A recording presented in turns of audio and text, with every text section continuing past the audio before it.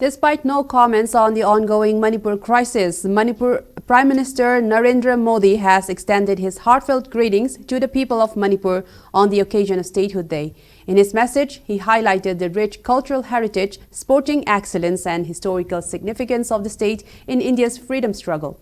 The Prime Minister recalled that Manipur was the first place where Netaji Subhash Chandra Bose's Ajad Hind Fauj unfurled the tricolour and noted that Mount Harriet in the Andaman and Nicobar Islands was renamed Mount Manipur as a tribute to the state's sacrifices.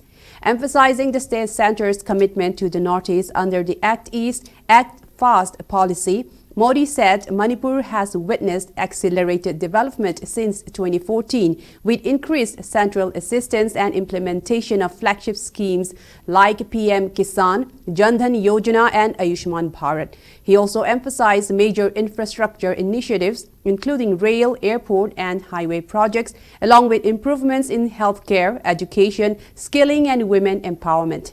The Prime Minister lauded Manipur's contribution to sports, calling the establishment of the country's first national sports university in the state a matter of pride.